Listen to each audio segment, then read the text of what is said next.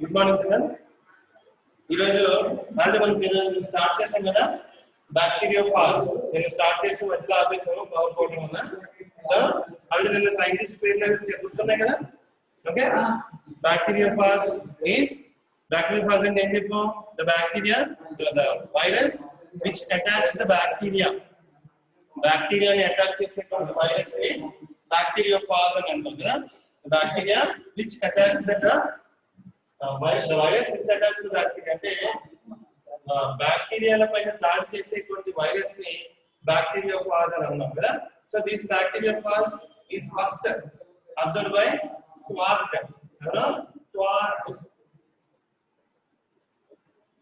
ట్వార్ట్ అనేటువంటి శాస్త్రవేత్త మొట్టమొదటిసారిగా మనకి ఈ బ్యాక్టీరియోఫాజ్ ని అబ్జర్వ్ చేశారు ఫస్ట్.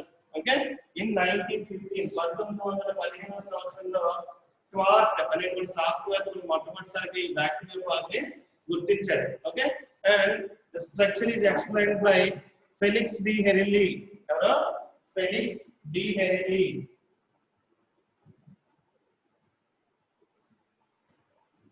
Felix de Herelle. ఈ ఫెలిక్స్ డి హెరిల్లీ అనేటువంటి శాస్త్రవేత్త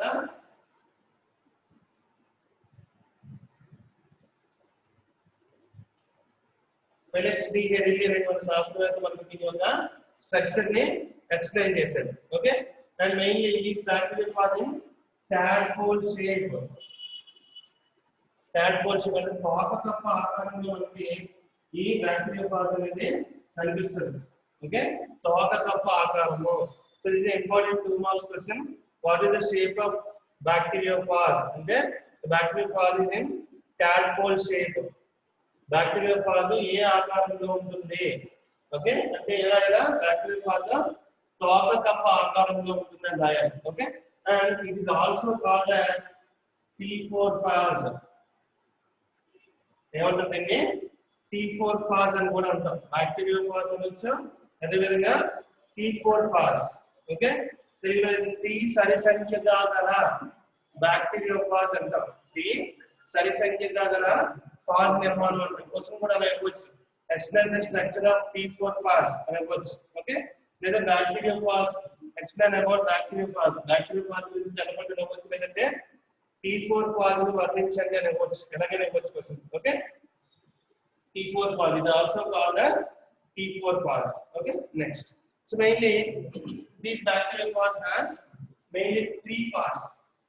మనకి ఈ బ్యాక్టీరియోఫాజ్ చూసినప్పుడు దాంట్లో మనకి ముఖ్యంగా 3 పార్ట్స్ కనపడతాయి. ఒకటి హెడ్, 2 కాళ్ళను, 3 టైల్. ఓకే, ముఖ్యంగా 3 భాగాలు అనేవి మనకి ఈ బ్యాక్టీరియోఫాజ్ కనపడతాయి. తల, 2 కాళ్ళను, 3 తోక అనేటువంటి 3 భాగాలుగా మనకి దీన్ని డివైడ్ చేశారు. ఓకే, సో ద ఫస్ట్ దాంట్లోది హెడ్. ఓకే, తల. సో ఈ తల భాగం చూసినప్పుడు మనకి the head is in 65 into 95 mm in size. 65 into 95 mm 65 into 95 నానోమీటర్ల సైజులో మనకి ఈ బ్యాక్టీరియోఫాజ్ అనేది దాని హెడ్ రీజన్ ఆ సైజులో ఉంటుంది. అంతా 65 into 95 mm in size. 65 into 95 నానోమీటర్ల సైజులో మనకి ఈ బ్యాక్టీరియోఫాజ్ అనేది ఉంటుంది. Okay, and the bacteriophage head has polyhedral symmetry. అంటే polyhedral symmetry. Polyhedral symmetry. Polyhedral symmetry. Okay, తెలుగులో అయితే షడ్భుజాకృతి అంటాం. ఏమంటా? షడ్భుజాకృతి. దీని షేప్ అన్నమాట, షడ్భుజాకృతి.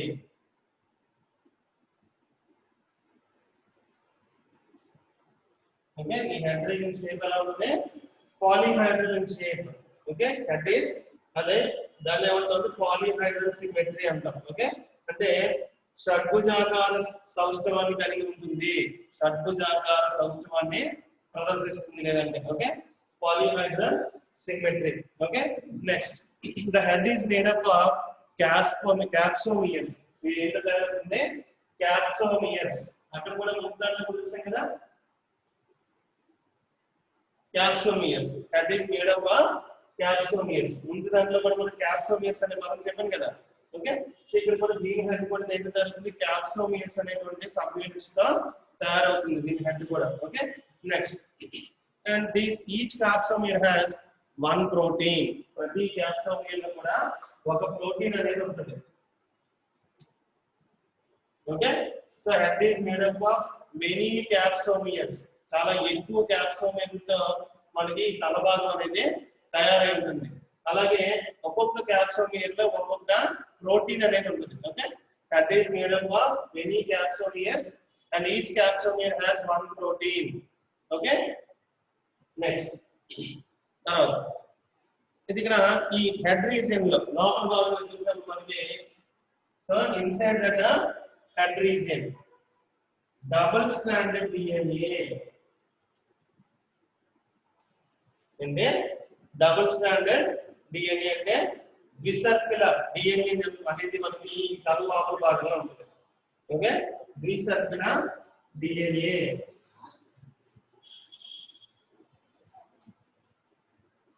ద్విసర్పిల డిఎన్ఏ అనేది మనకి తల భాగంలో ఉంటుంది. కనిపిస్తుంది డయాగ్రామ్.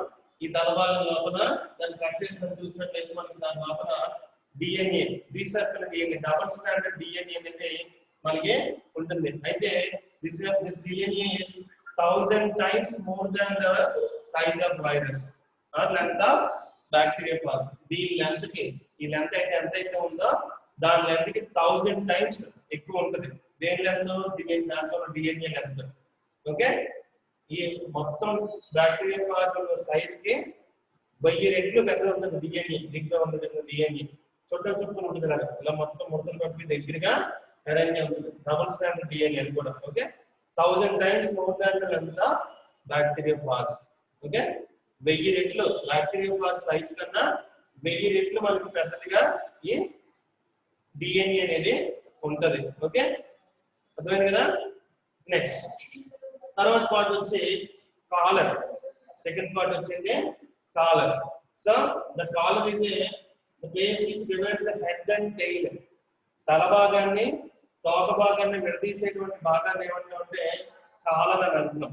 ఓకే, తల భాగాన్ని తోక భాగాన్ని వేరు చేసేటువంటి భాగాన్ని, రెండింటిని డివైడ్ చేసేటువంటి ఆ ప్లేస్ ఏమంటామంటే కాలర్ అని అంటున్నాం. Okay, the collar or the tail, the collar divides the head and the tail.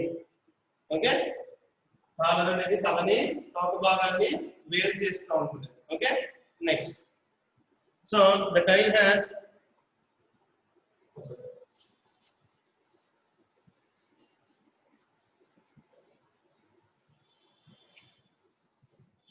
okay, the tail, collar and petrasal kada, collar, the collar is divided into the head and the tail. Collar అనేది ఏం చేస్తే head ని tail ని divide చేస్తా ఉంటుంది. Next తర్వాత వచ్చి tail. Okay, so next tail. So bottom part is known as tail. కింద ఉండేటువంటి భాగాన్ని తోక అని అంటున్నాం. ఓకే, సో ఒక నిమిషం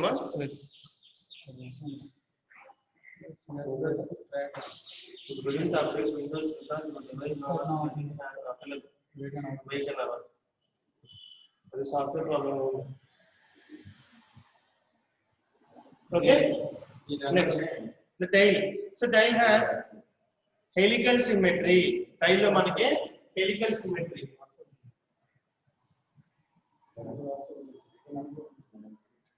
టైల్ హ్యాస్ హెలికల్ సిమెట్రీ అంటే సర్క్యులర్ ఫస్ట్ వన్ కలిగి ఇలా చుట్టుకున్నట్టుగా కనిపిస్తుంది. దగ్గర చూడండి కదా, ఇలా మొత్తం ఉంటాయి. మధ్యలో మనకి కోర్ కనపడడం కోసం నేను ఖాళీ ప్లేస్ అలా ఉంది. నేను యాక్చువల్గా ఎలా ఉంటుందంటే ఇలా చుట్టుకుని ఉంటుంది అన్నమాట. ఇలా మొత్తం అలా ఉంటుందని ఏమంటాం, హెలికల్ సిమెట్రీ అంటాం. Okay, that is called helical symmetry. Okay, so ఈ టైల్ లో మళ్ళీ మనకి కొన్ని పార్ట్స్ ఉన్నాయి. So the tail has tail sheath, tail sheath. Okay, తొడుగు అంటాం తెలుగులో దీన్ని. tail sheath and tail fibers.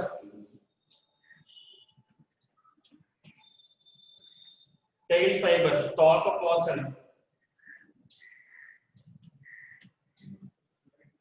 Okay, and basal plate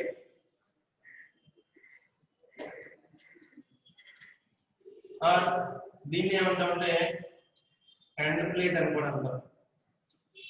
తెలుగులో వాల ఫలకం అంటాం. వాల ఫలకము. ఓకే, సో ఇలా మనకి టైల్ లో ఈ పార్ట్స్ అనేవి ఉంటాయి. Tail sheet, tail fibres, basal plate. Okay, తొడుగు, తోకపోచలు, వాల ఫలకం అనేటువంటి 3 భాగాలు మనకి ఈ తోకలో కనిపిస్తాయి. ఓకే, చూడండి ఇలా ఉన్నదాన్ని ఏమంటాం అంటే టైల్ షీట్ అంటాం. ఇలా చుట్టూ ఉంది కదా, దాన్ని టైల్ షీట్ అంటాం. ఈ ఎండ్ ప్లేట్ ఇది. ఈ ఎండ్ ప్లేట్ ఏమంటాం అంటే వాల్ ఫలకం, end plate or basal plate అంటాం ఈ పార్ట్. ఓకే, అండ్ ఇలా పిన్స్ లా ఉన్నాయి కదా, those pins are called tail fibres. Okay, ఆ పిన్స్ లో ఉన్న వాటిని ఏమంటాం అంటే టైల్ ఫైబర్స్ అనే అంటున్నాం. ఓకే, చూద్దాం నెక్స్ట్. ఓకే, సో ఫస్ట్ ఏంటంటున్నాం sheet.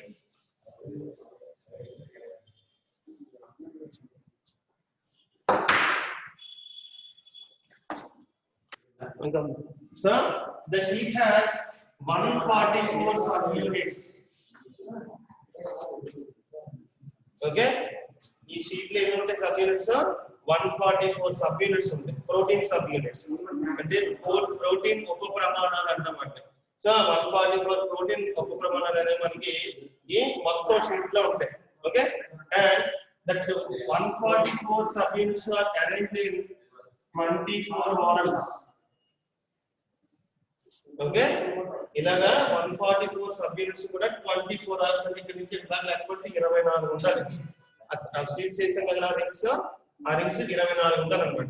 Okay, and each oral contains 6 sub units. Okay, so total number of sub units are 144 and that 144 sub units are arranged in 6 orals and each oral contains 6 sub units. అర్థమైందమ్మా? So మొత్తం 144 ఉప ప్రమాణాలు ఉంటాయి. ఆ 144 ఉప ప్రమాణాలు 24 వలయాల్లో అమరు ఉంటాయి.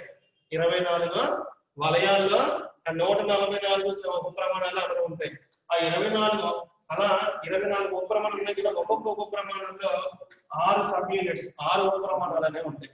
Okay, 24 orals, 24 వలయాల్లో ఒక్కొక్క వలయంలో 6 చెప్పిన ఉప ప్రమాణాలు అనేవి ఉంటాయి. ఇలాగా మొత్తం అరేంజ్ అయి ఉంటుంది. ఓకే, నెక్స్ట్ అర్థమైంది. So tail sheet is made up of 144 subunits. Okay, and these 144 subunits are arranged in 24 orals and each oral contains 6 subunits. Okay, and this sheet, the total tail is handled with the end plate. Okay, so this is called end plate. End plate or basal plate. తెలుగులో అయితే వాల ఫలకం అంటారు. Okay, so ఈ వాల ఫలకం ఏంటంటే ఆ bacterial fall యొక్క చివరి భాగం అన్నమాట. Okay, so these basal plate contains ఏమున్నాయి ఇక్కడ టైల్ ఫైబర్స్, 6 టైల్ ఫైబర్స్ అనేవి ఉంటాయి. 6 తోకపోసలు ఉంటాయి. అలాగే 6 పిన్స్, 6 పిన్నులు లాంటి చిన్న చిన్న పిన్స్ లాంటి స్ట్రక్చర్స్ కూడా మనకి ఇక్కడ కింద కనిపిస్తుంది. ఓకే, సో చూడండి ఇలాగా ఇక్కడ కనిపిస్తుంది కదా, ఆ పిన్స్ తో ముందు ఈ పిన్స్ మనకి ఈ టైల్ ఫైబర్స్ ఎందుకు యూజ్ అవుతాయంటే ఇంకా ఇలా బ్యాక్టీరియా ఉన్నప్పుడు చూడండి డయాగ్రామ్ కనిపిస్తుంది మనకి. ఈ బ్యాక్టీరియా ఉన్నప్పుడు ఈ బ్యాక్టీరియా పైన ఇలా షిఫ్ట్ అవుతుంది. ఓకే, ఇలా బ్యాక్టీరియా ఉంది కదా, ఇలా బ్యాక్టీరియా ఉంది కదా, ఈ బ్యాక్టీరియా పైన ఇలా షిఫ్ట్ అవుతుంది.